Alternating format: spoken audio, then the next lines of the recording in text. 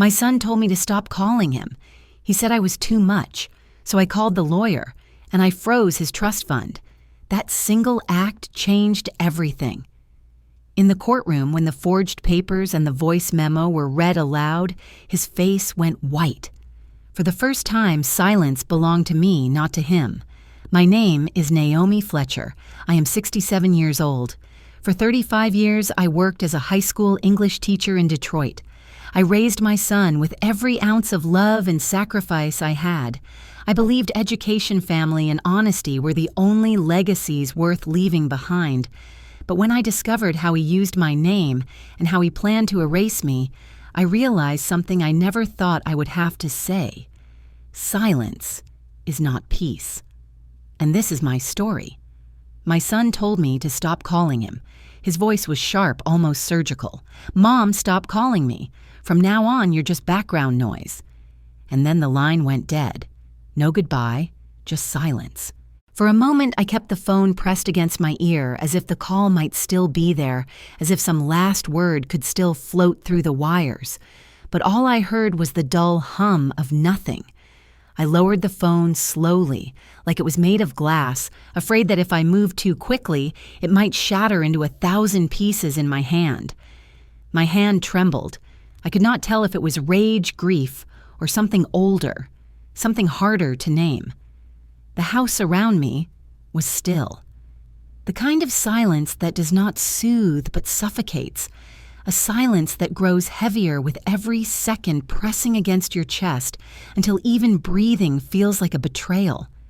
The clock on the wall ticked, once, twice, then stopped.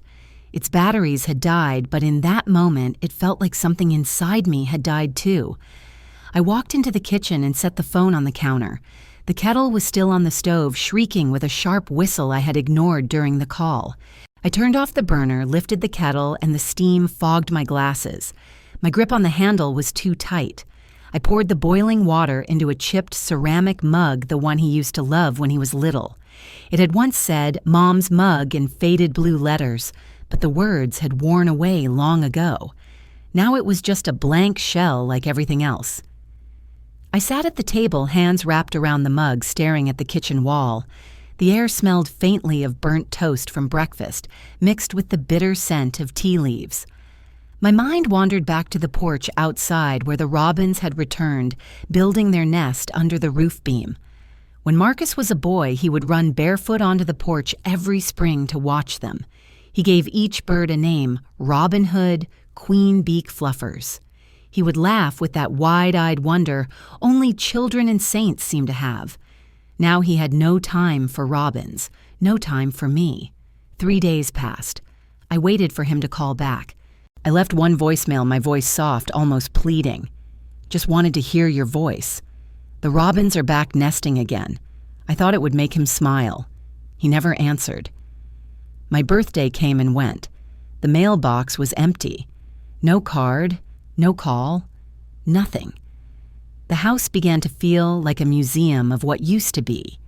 On the hallway wall hung a framed photograph. Marcus, 5 years old, perched on my shoulders, his father, Daniel, holding my hand. All of us smiling sunburned cheeks, squinting eyes frozen in a moment that had once felt permanent. I lifted the frame, slid out the picture, and the glass nicked my thumb. A thin red line bloomed across my skin, stark against the white napkin I pressed against it. No drama, no scream, just blood.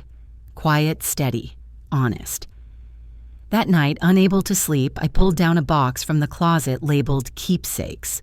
Inside were relics of Marcus's childhood, his hospital bracelet, a crayon drawing of a house with the words, "Home Inch Mom," a faded ticket stub from his college graduation, a letter he wrote in high school that said, "You're the best mom in the universe." I read it twice, my chest tightening with each word. His handwriting slanted left, hurried honest.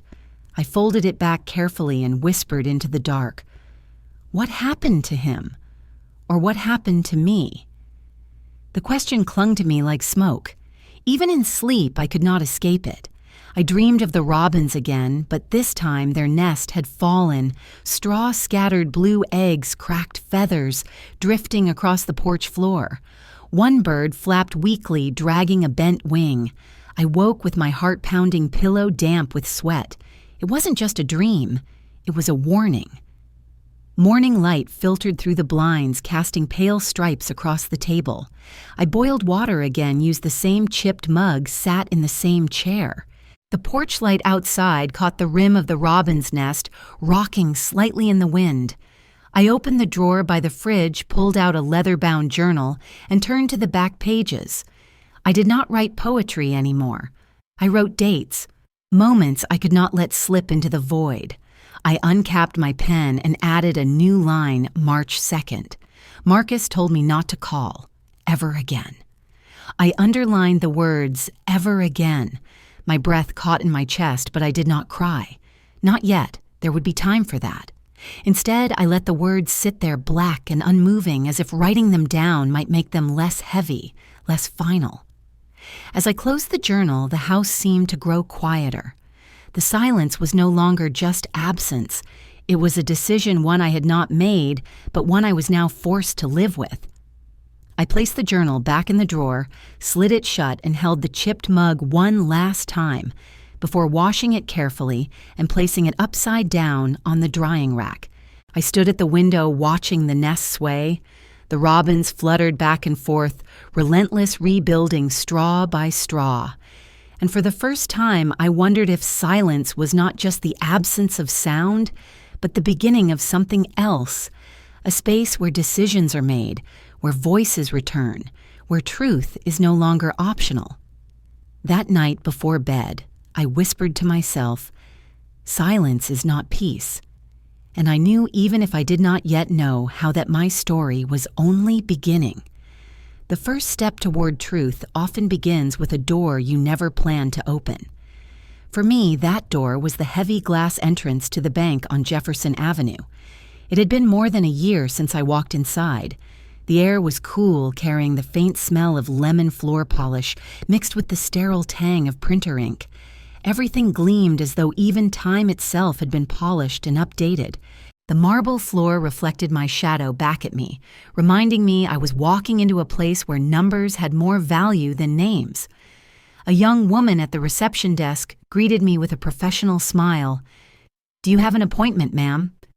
"No," I replied. My voice was steady, though my heart was beating too quickly. "But I have a trust account I need to review."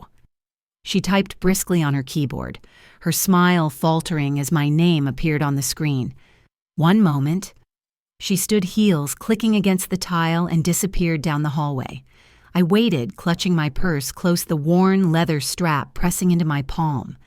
10 minutes later, a man in a navy blue suit approached. His name tag read, Connor Wells, Senior Account Manager. He shook my hand with the sort of politeness reserved for someone who expects fragility. I did not grip back.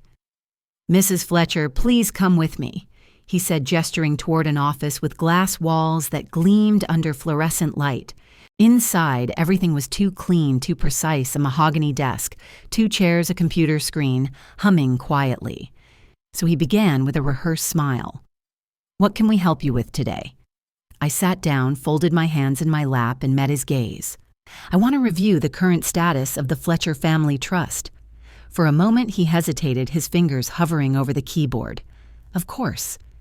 Your son Marcus is the acting beneficiary, correct, I am aware," I said firmly. "But I am still the primary grantor. I want to see all activity from the last 18 months. That is not standard protocol without prior notice," he replied cautiously.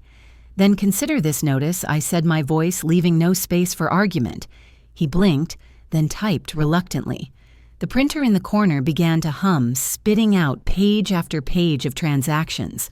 Connor gathered the stack of papers, his fingers trembling ever so slightly, and handed them across the desk. I took the folder, the weight of it heavier than expected. As I flipped through the pages, my stomach tightened. Names I did not recognize. Payments to LLCs I had never heard of, transfers labeled strategic disbursement.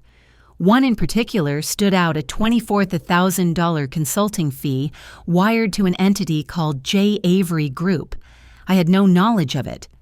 "What is this?" I asked, pointing to the line. He cleared his throat. Mr. Fletcher authorized a strategic investment portfolio. It was described as a diversification plan. I did not authorize this. I never approved external use of principal funds. Connor shifted in his chair, the polished mask on his face beginning to crack. The documents were signed Mrs. Fletcher. Everything was in order.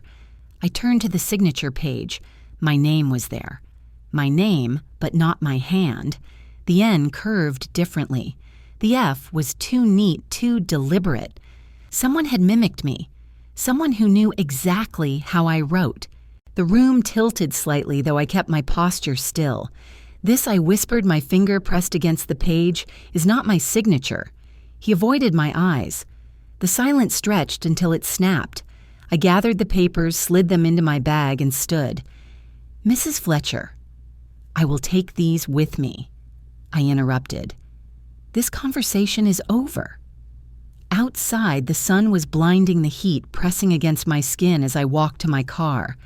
I sat in the driver's seat with the engine off, the papers spread across my lap. My hands traced the forged letters slowly, the counterfeit curves of my own name. My chest burned with something deeper than anger. It was betrayal carved into ink. For years, I had trusted Marcus to handle what his father and I had built. Daniel and I had spent decades saving, planning, believing that this trust would protect not only our son, but the generations after him. We thought of education stability legacy. Instead, I was staring at theft disguised as strategy. I closed my eyes and remembered Daniel's voice from years ago when we signed the trust papers together. Always keep a copy, Naomi. Paper protects more than promises. He had insisted on adding one clause before he died, no modification without my written approval witnessed and notarized. That single line, his foresight, might be the thread that could unravel this web. But in that moment, I was not ready for legal battles or strategies. I was a mother sitting in a car with the weight of her son's betrayal on her lap. I drove home in silence, no radio, no thoughts, just the hollow sound of my breath. The neighborhood passed by in a blur of brick houses and bare trees. When I reached my driveway, I did not take off my coat. I walked straight to the kitchen, poured a glass of water, and drank it in one long swallow. Then I opened the drawer by the fridge, pulled out my journal, and wrote, March 5th. Discovered unauthorized transactions, forged signature on trust documents. He used my name without asking. I underlined the word forged twice. My hand shook, but my letters were sharp, carved deep into the page. As I closed the journal, I whispered again the line I had spoken in the car. My name is still mine. The robins outside were busy weaving twigs into their nest, undisturbed by the weight of my discovery. For a moment, I envied them. They built without fear. They trusted the sky. I pressed my palm flat against the journal cover, letting the weight of my words settle. It was not just ink. It was the first strike back against silence. Truth has a way of arriving uninvited. Sometimes it comes as a shadow, sometimes as a slip of the tongue. For me, it came as an email. I was sorting through my inbox late on a Wednesday evening. The house was quiet except for the kettle clicking as it cooled on the stove. Most of the emails were junk ads for cruises, coupons for shoes, newsletters I never remembered signing up for. Then I saw it. A subject line that read, Trust Discussion Follow-Up. At first I thought it was spam, but the sender's name was Marcus. He had copied me by mistake. My eyes scanned the thread quickly, my pulse rising. If she pushes, we'll claim confusion. Play the aging parent angle. She won't want the embarrassment. No greeting, no warmth, just strategy, calculated, cold, and cruel. He had written it to his wife Evelyn, and somehow my address had slipped in. I printed the email, the paper, warm against my fingers. I slid it into a manila folder I had marked Trust. The folder was thin now, but it would grow. Every page inside would carry the weight of betrayal. Every word would become a stone in the foundation of the case I had never wanted to build. The next day, I sat at the kitchen table staring at the printed email. The chipped mug was beside me, half full of tea gone cold. Outside, the robins called to one another as they darted back and forth, carrying twigs to the nest. Their voices were clear. Mine, according to my son, was disposable. 2 days later, more evidence arrived, not by mistake, but by arrogance. My phone buzzed with a voice memo notification.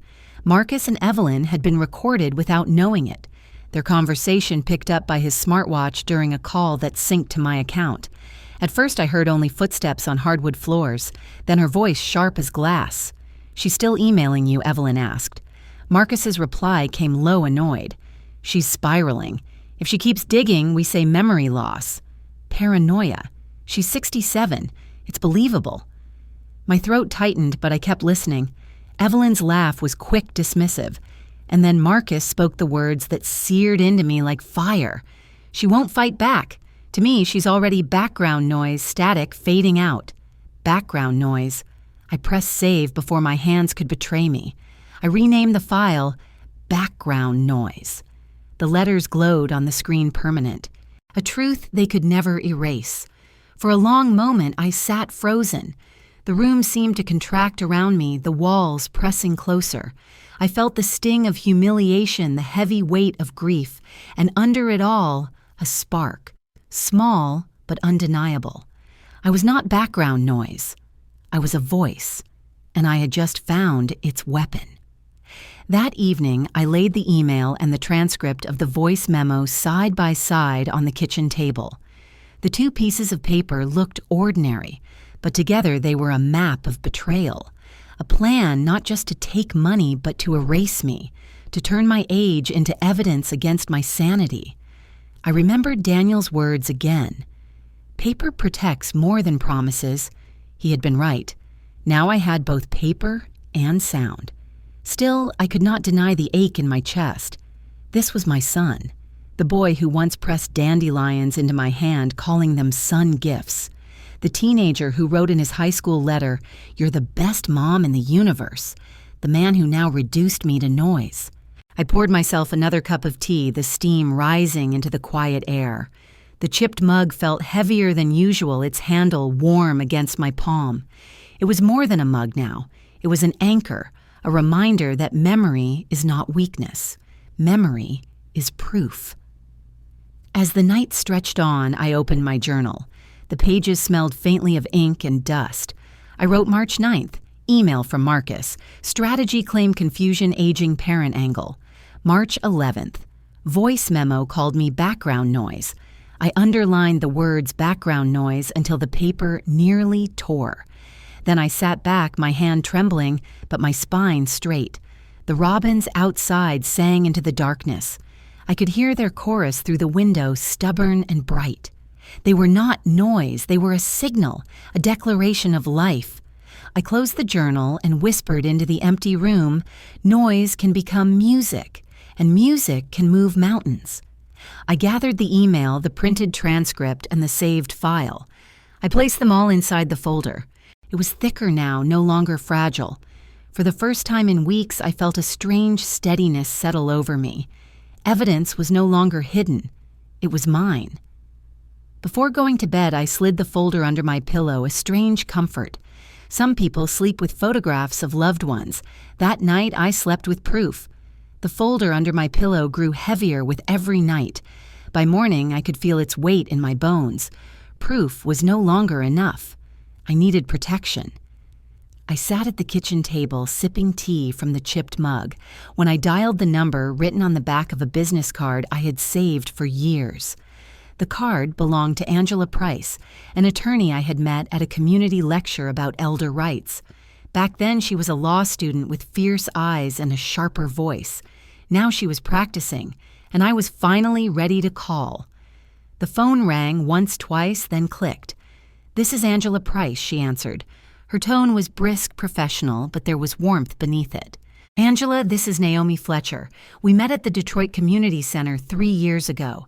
You gave me your card in case I ever needed guidance." There was a pause, then recognition. "Mrs. Fletcher. Of course I remember. What's going on?" I swallowed my throat dry. I believe my son forged my signature. On trust documents. I have proof. The silence on the line lasted only a second, but it felt longer. Do you feel safe speaking about this right now? She asked. Yes, I said. I'm alone, and I'm ready. We scheduled an appointment for the next morning. I tucked the folder into my purse, its edges fraying from constant handling. That night, I barely slept. Every time I closed my eyes, I saw Marcus's words flashing across the screen. She's just background noise now. The next day, I sat in Angela's office. It was smaller than I expected, lined with shelves full of casebooks, framed diplomas, and a single potted plant reaching toward the light. She closed the door behind me, then gestured for me to sit. Tell me everything, she said, pulling out a yellow legal pad. I placed the folder on her desk and opened it. First the bank transactions, then the forged signature, then the printed email, finally the transcript of the voice memo. One by one, I laid them out like cards in a game no one wanted to play. Her eyes scanned the documents quickly, her pen moving across the pad in sharp strokes. When she reached the line, "She's just background noise now," her jaw tightened. "You're right," she said at last. "This is forgery, and this is intent. He planned to use your age against you. He wanted to frame you as incompetent." The word incompetent cut deeper than I expected, but Angela's tone was steady, unflinching. "We can file for an emergency injunction," she continued. "That will freeze the trust immediately pending investigation. It will also put the court on notice that you contest the documents. And Marcus." My voice shook slightly. "What happens to him?" Her eyes softened. "This isn't about punishment. It's about protection. Right now, your name, your assets, and your dignity are vulnerable. We need to shield them. Whatever consequences he faces will come from the truth, not from you." I looked down at my hands. The skin was thin veins, visible but steady. "He is still my son," I whispered. Angela leaned forward, her voice quiet but firm. "And you are still his mother. That doesn't mean you surrender your rights. Being a parent does not mean being erased." The words landed like a stone dropped in water, rippling outward. Being erased. That was exactly what Marcus wanted. To erase me legally, financially, socially. To reduce me to background noise. I straightened in my chair. "File the injunction." Angela nodded, already pulling forms from her drawer. "We'll need to sign affidavits, compile exhibits, and request an emergency hearing. Given the evidence, the court will move quickly." For the next 2 hours, we worked together. I signed documents, swore oaths, and recited dates. Each signature felt heavier than the last, but also steadier. I was reclaiming my name stroke by stroke. At one point, Angela looked up from her notes. "Naomi, I want to prepare you. This will not be easy. Your son may deny everything. He may attack your memory, your credibility, even your sanity. He may try to turn the narrative against you." I met her gaze. "He already has. But I am still here." By the time I left her office, the sun had dipped low, casting long shadows across the parking lot. I sat in my car staring at the stamped copies of the injunction request. The papers were plain, but they felt like armor. That evening, I returned home and wrote in my journal, March 14th. Met with Angela Price. Filed for emergency injunction. First court date scheduled for March 21st. I underlined the date 3 times. March 21st would not just be a day on the calendar. It would be the day I spoke not as a mother, not as background noise, but as a witness to my own life. Outside, the robins had settled into their nest, quiet now under the fading sky. I closed the journal, placed it beside the chipped mug, and whispered, "Paper protects more than promises, and tomorrow, paper will protect me." The day after meeting Angela, the house felt quieter than ever. Even the ticking clock seemed hesitant, as if afraid to measure the time left before the court date. I sat at the kitchen table, the chipped mug resting beside my journal, when I heard a knock at the door. It was not heavy, not demanding, just a teenager's knock, uncertain yet hopeful. When I opened the door, Jordan stood there. 16 now taller than the last time I had really looked at him. His shoulders carried the awkward balance of youth, half boy and half man. In his hands he held a paper bag and a folded piece of paper. "Grandma," he said, his voice softer than I expected. I stepped aside. "Come in, Jordan." He walked into the kitchen, setting the bag on the table. The smell of blueberries filled the air when he opened it. Scones still warm. My heart clenched. His mother must have baked them, but the fact that he carried them here felt like his own offering. "And this," he added, holding up the folded paper. "It's an internship application. They need a parent or guardian to sign. Dad was busy, so—" He trailed off, eyes searching mine. I took the paper, smoothing the creases. "You thought of me?" He nodded, sitting across the table. "Yeah, I trust you."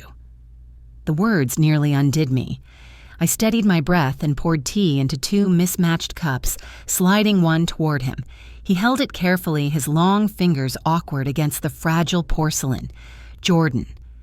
I began, my voice deliberate. "Have you heard what's happening with the trust?" His eyes dropped. "People talk. Dad said you were confused, that you were losing things. And what do you believe?" He hesitated, staring into the steam rising from his cup. Finally, he whispered, "I don't know. I just know you don't sound confused now." I reached across the table, resting my hand on his. "I'm clearer now than I've been in years. That's the truth." He looked up, and for a moment the boy I once knew flickered in his eyes. The boy who had chased robins with me in the spring. The boy who once called me the safest place. His voice cracked. "Grandma, don't hate him. Please, he's my dad." The plea hung heavy between us. It was not simple. It was not fair. But it was honest. "I don't hate him," I said slowly, "but I will not protect him from his own choices anymore." Jordan's shoulders sagged as though the words were both a relief and a burden. "He says you froze his trust." "No," I corrected gently. "I froze my trust. There's a difference." He absorbed that in silence, chewing at the inside of his cheek. Then he nodded as if something had settled in him. We ate the scones together, the blueberries staining our fingers. For a few minutes, the kitchen felt lighter. He asked about the robins, and I told him they had almost finished rebuilding their nest. He smiled at that, a crooked smile that mirrored Marcus's at the same age. After he left, I sat with the internship form still in my hand. His signature, young and deliberate, sat above the line where mine would go. For the first time in weeks, my pen moved with ease as I signed beside him. It was not just a signature. It was a promise to the future. That night, I opened my journal and wrote March 16th. Jordan visited, brought scones, asked me not to hate his father. I told him I don't. But I will no longer shield Marcus from the truth. I underlined the word truth. The robins outside chirped into the dusk, their voices carrying across the yard. Jordan's visit had not solved anything, but it reminded me that some bridges can still be built even as others collapse. The knock on the door was different this time, heavy, insistent, and familiar. My heart sank before my feet even moved. I knew who it was. When I opened the door, Marcus stood there, his shoulders stiff, jaw-tight eyes flashing with something between anger and desperation. Without waiting for an invitation, he stepped inside. "You froze my trust," his voice sharp enough to cut the air. I closed the door behind him, steadying myself. "No, Marcus. I froze what was mine. Learn the difference." He turned, glaring at me. "You've made this messy. Do you have any idea what you've done?" "Yes," I answered calmly. I stopped to fraud. His laugh was low and bitter. "God, you're always so dramatic. You think you understand finance investments? I was managing things, keeping the fund alive while markets shift. Do you even know what volatility means?" I walked past him, opened the drawer by the counter, and pulled out a folder. Inside were the pages I had shown Angela. I placed the forged signature on the table between us. "Do you deny this?" I asked. He didn't touch it. His face tightened, the muscle in his cheek twitching. "That's aligned with our long-term strategy. It's criminal, I said, my voice steady. For a moment, silence hung between us, broken only by the ticking of the dead clock on the wall. He shifted his weight, pacing hands pressed to his hips. "You don't get it," he said finally. "Without me, that fund will die. Without me, your name means nothing." The words hit like a blow, but I didn't flinch. I struck a match, lit the edge of the page, and dropped it into a metal tray I had placed on the table. Flames curled the paper, quickly black smoke rising.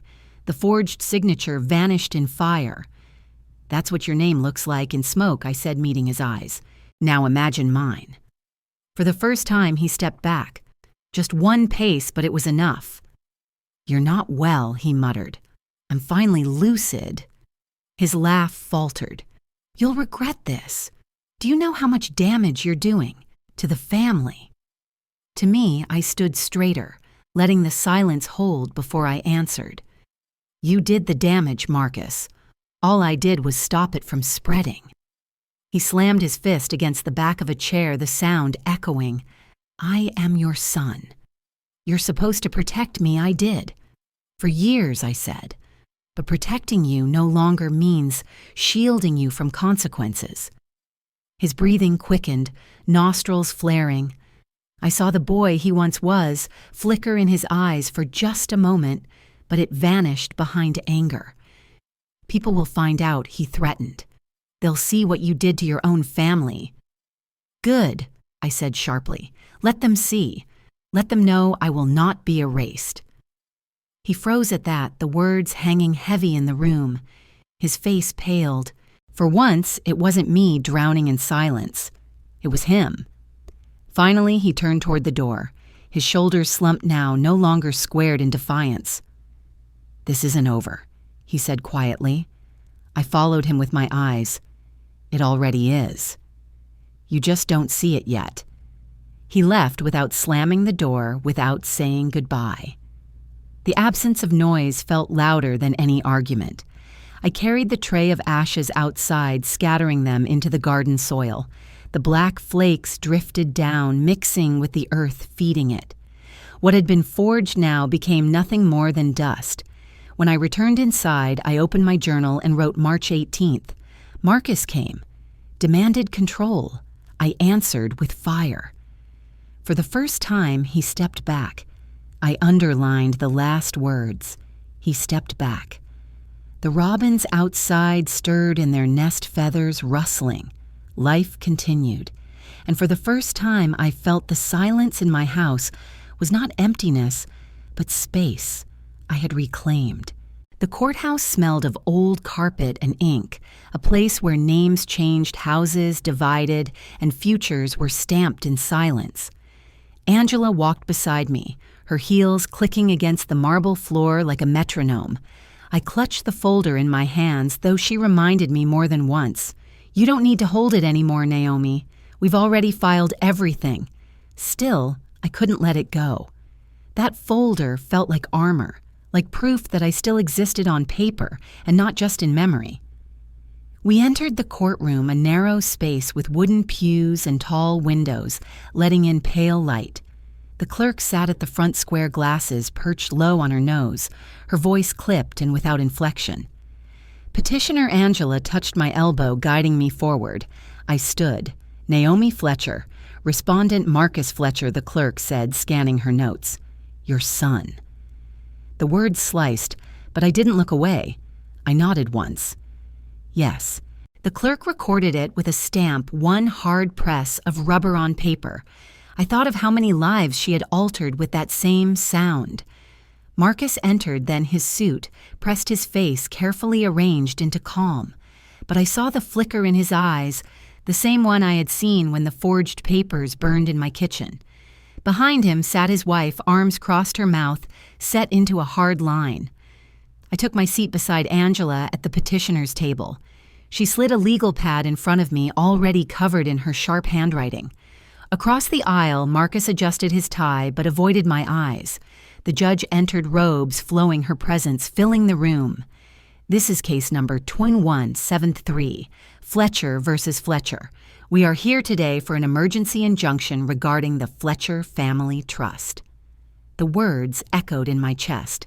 Fletcher versus Fletcher, mother versus son. Angela stood first. Your Honor, we bring evidence of forgery, unauthorized dispersals, and an attempt to discredit the petitioner through claims of incompetence. We ask the court to reinstate full control of the trust to Mrs. Fletcher immediately. The judge nodded. Proceed. Angela handed over the exhibits, each marked and tabbed. The bank statements, the LLC payments, the consulting fee to a shell company, then the forged signature enlarged for the court's projector. I saw the curve of the N, the too clean F, my name written, but not mine. Marcus leaned forward, his jaw tight. And finally, Angela said, her voice steady, an email and a voice memo, both submitted by the respondent himself. The clerk pressed a button, and the voice memo filled the courtroom. Marcus's voice low and annoyed. She's spiraling. If she keeps digging, we say memory loss. Paranoia, she's 67. It's believable. Then his wife's voice. She won't do anything. She's just background noise now. The words once whispered now echoed against the wood-paneled walls. I turned my head slightly, scanning the room. Neighbors from my street. Teachers I had once mentored. Even Jordan sitting in the back row, his face pale but steady. And Marcus, his face drained of color. For once the silence belonged to him. Public exposure, public reckoning.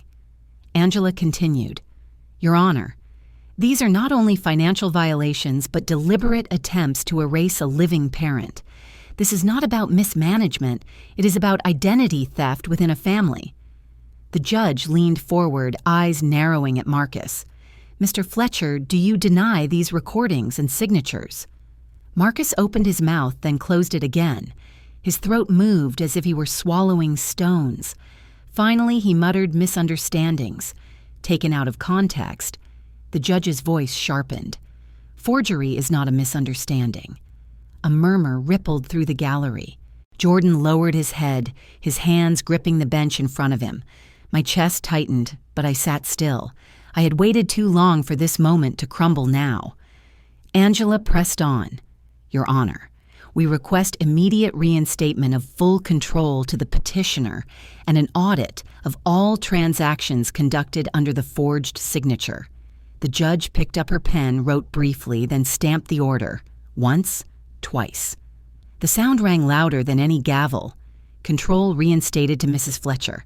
The trust is frozen pending audit. Any further activity requires her explicit approval. The clerk recorded it. Angela exhaled, her shoulders loosening for the first time. I let out a breath I hadn't realized I was holding. My hands unclenched from the folder, fingers aching. Across the room, Marcus stared at me. His face pale, jaw tight, the calm mask gone. The words he once spoke so carelessly had been read aloud, judged, and stamped into record. He could not erase them now. The judge dismissed us. As I rose, Jordan caught my eye from the back row. He gave a small nod. Not a smile, not a cheer. Just acknowledgement. A bridge still standing. Walking out of the courthouse, the afternoon sun felt different. Warmer, sharper, alive. Angela touched my arm. You did it, Naomi. I shook my head softly. No. The truth did. For the first time in months, I breathed freely. That night, I wrote in my journal, March 21st, Court order, trust frozen, control reinstated. My voice is on record. My name is still mine. The house was quiet when the knock came.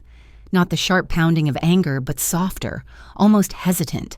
I froze halfway down the hall, my hand brushing against the wall for balance. A part of me already knew who it was. When I opened the door, Marcus stood there again. But this time, the fire in his eyes had dimmed. His suit was gone. Instead, he wore a plain jacket wrinkled at the sleeves. His shoulders hunched, his voice unsteady. Mom, please, can we talk? I held the door frame, measuring his face, the lines of exhaustion etched into his skin. He looked older than he had in court, stripped of pretense. He stepped closer. I was wrong. I admit it. I should never have touched the trust. I should never have his words stumbled, catching in his throat.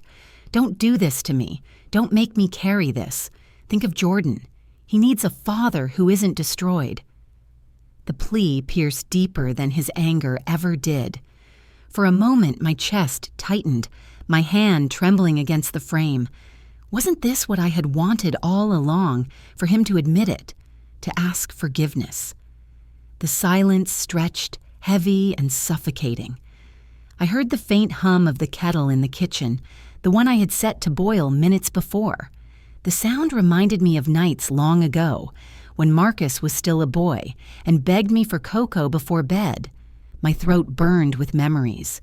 I opened the door wider enough to let him step inside. He did slowly, almost cautiously, like a child returning after curfew. We sat at the table, the chipped mug between us, steam rising faintly. "Mom, please," he said again, softer now. "You don't have to do this. You don't have to make it public. Let's handle it quietly. Nobody else needs to know. Family matters should stay in the family." The words wrapped around me, tempting, soothing. Family, privacy, the idea of keeping the wounds hidden. My hand brushed the spine of my journal lying on the table, the pages filled with my handwriting, my truth. For a moment I wavered. Should I let it go? Should I protect him once more, shield him from the glare of judgment? That old instinct, the reflex of a mother, surged inside me. But then, like a blade slicing through fog, I heard it. His voice again from that memo. "She's just background noise now. Background noise. Not a mother, not a person, just static." The memory crashed over me, pulling me back to clarity. I looked at him across the table. His hands trembled, his eyes wet, but behind them I still saw the calculation. Not regret, not truth, but fear of losing control. "I can't," I said, my voice steady. He leaned forward, desperate. "You can. Just withdraw. Just stop. We can reset everything. We can move past it." I shook my head slowly. "Marcus, I spent years protecting you. Years pretending silence was peace. It wasn't. It was erasure. My name is still mine, and silence is not peace." He flinched as if struck. The words hung between us heavier than any evidence had been. For a heartbeat, I thought he might collapse. But instead, he stood wiping his eyes with the back of his hand, anger returning in flickers. "Then you've chosen. Don't blame me for what happens next." I rose, too steady now. "No, Marcus, you chose long ago. Tonight I chose myself." I walked him to the door. He paused on the threshold, his shoulders rigid. "Think of Jordan," he pleaded. "I am," I said firmly, "and that's why I won't let him inherit your lies."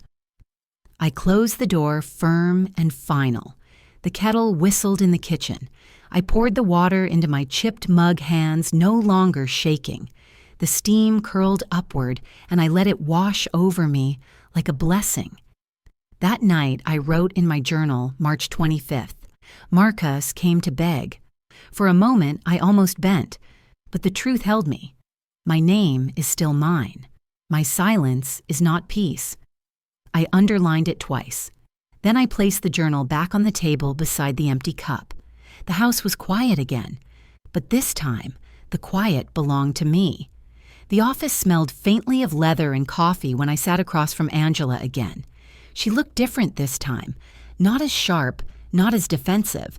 She smiled as though she already knew why I had called. "I want to change the beneficiary," I said, steady and deliberate. "Not Marcus, Jordan, with direct provisions for education, housing, and independence." Angela nodded, no hesitation. "I can draft the amendment today. Do you want Jordan's name to replace Marcus entirely, or do you want conditional clauses?" "Replace," I said. "This is not punishment. It's a course correction. He has earned my trust more than his father ever did." She scribbled notes, then looked up. "You're certain yes," I replied. "For the first time, I am." When I left her office, the papers in my hands felt lighter than the folder I had clutched for weeks. They weren't armor anymore. They were seeds. That evening, Jordan arrived at my house with a grocery bag half full of pasta sauce and garlic he had bought with his own money. He set it down on the counter and grinned. Grandma, I'm cooking tonight, but I need you to supervise because apparently I burn everything. I laughed, shaking my head. That's the first truth your father ever told. He chuckled, embarrassed. He pulled out the garlic, chopped it too thick, and nearly smoked out the pan when he dropped it into oil that was too hot. We coughed, waved towels, opened windows, and laughed until tears blurred my eyes. See, he said, coughing. This is why I need the scholarship. I'd starve otherwise. I reached over, brushing the hair from his forehead the way I used to when he was small. You'll have more than a scholarship. You'll have stability. The trust is yours now. His hand froze around the spoon. Mine, Grandma, I don't understand. I nodded. You don't need to. Just know that I chose you. Because you chose truth when your father chose lies. His eyes glistened, but he didn't speak right away. Finally, he whispered, I'll make you proud. You already have, I said softly. After dinner, I pulled out a small notebook from the drawer. The cover was worn, the corners bent. I slid it across the table to him. What's this? He asked. My legacy, I answered. I've spent years writing to someone who stopped listening. Now I want to write with someone who still does. These pages will be ours. Letters, stories, anything you want to add. He opened it, running his fingers along the blank lines. It feels heavy. It's not heavy, I said. It's alive. Fill it and it grows. He nodded, and for the first time I saw in him not just my grandson, but a future I could believe in. Later that night, I sat alone with my chipped mug of tea. I opened my journal, the one filled with my own words, and wrote March 30th. Today I passed the torch. Marcus lost more than money. He lost the right to my trust. Jordan gained more than inheritance. He gained belief. My name is still mine, but my legacy now has a new keeper. I underlined the words twice, then set down my pen. Outside, the robins stirred under the porch roof feathers, rustling against the spring air. The nest was alive again, fragile but certain. For years I had thought my story would end in silence, that the best I could hope for was to not be erased.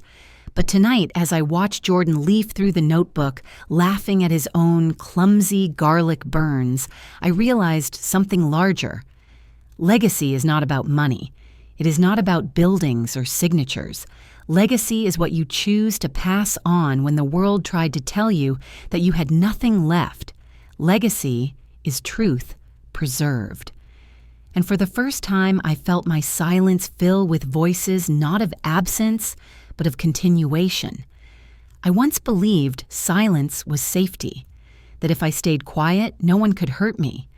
But silence without truth is just another kind of prison. Today I know my name is still mine, my trust is still mine, and my legacy is alive in those who choose honesty over silence. If this story reached you, I want to ask, have you ever felt forgotten by the people you gave everything to rate this story from 0 to 10 and tell me where you're watching from? Your voice matters too. Don't forget to like this video, subscribe to the channel, and share it with someone who needs to hear that they are not background noise. Together, we are not forgotten.